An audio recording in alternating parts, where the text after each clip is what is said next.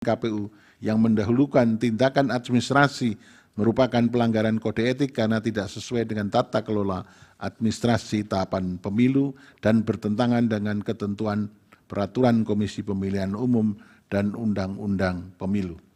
Sebagai konsekuensinya, telah terjadi pelanggaran etik yang berujung pada penjatuhan sanksi berupa peringatan keras dan sanksi peringatan keras terakhir terhadap komisioner KPU oleh DKPP. Namun demikian, Mahkamah bermaksud menilai putusan yang telah dikeluarkan oleh DKPP terhadap putusan DKPP tersebut merupakan kewenangan DKPP untuk memeriksa mengenai dugaan pelanggaran etik yang dilakukan oleh tidak dapat serta-merta dapat dijadikan alasan bagi Mahkamah untuk membatalkan hasil verifikasi dan penetapan pasangan calon yang telah ditetapkan oleh termohon. DKPP hanya mempersoalkan tindakan KPU yang tidak segera menyusun rancangan perubahan PKPU 19 tahun 2023 sebagai tindak lanjut putusan Mahkamah Konstitusi nomor 90 tahun 2023, bukan mempersoalkan atau membatalkan pencalonan pasangan calon presiden dan wakil presiden nomor urut 2. Adapun mengenai penilaian mengenai sah atau tidaknya proses penetapan tersebut dan tindakan termohon dalam melaksanakan verifikasi pasangan calon telah dinilai Mahkamah dalam pertimbangan-pertimbangan hukum di atas. Terlebih setelah pasangan calon presiden dan wakil presiden tahun 2024 tidak ada satupun pasangan calon yang mengajukan keberatan penetapan pasangan calon nomor urut 2, termasuk juga dalam hal ini pemohon.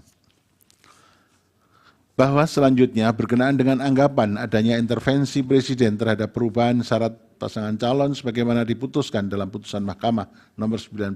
tahun 2023, menurut Mahkamah, latar belakang dan keberlakuan putusan aku telah ditegaskan berkali-kali oleh Mahkamah, diantaranya dalam putusan Mahkamah nomor 4141 PUU 2023, putusan Mahkamah nomor 145 tahun 2023, serta putusan Mahkamah nomor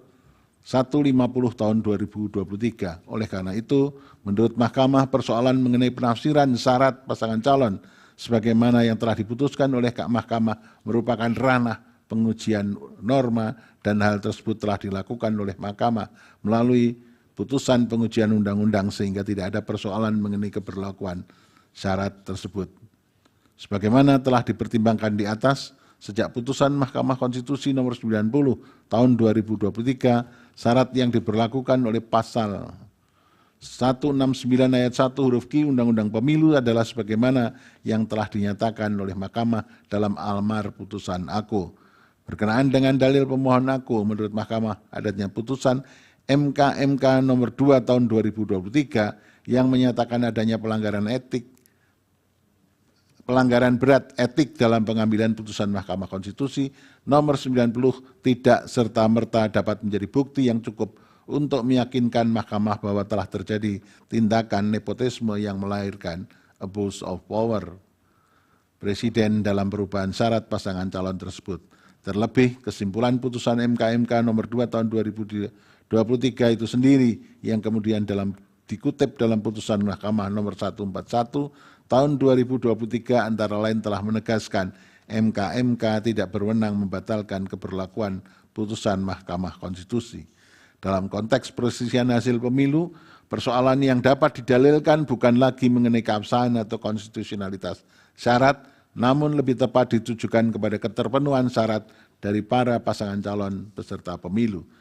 Dengan demikian, menurut Mahkamah tidak terdapat persoalan atau permasalahan dalam keterpenuhan syarat tersebut bagi Gibran Rakabuming Raka selaku calon wakil presiden dari pihak terkait dan hasil verifikasi serta penetapan pasangan calon yang dilakukan oleh termohon telah sesuai dengan ketentuan tersebut serta tidak ada bukti yang meyakinkan Mahkamah telah terjadi intervensi Presiden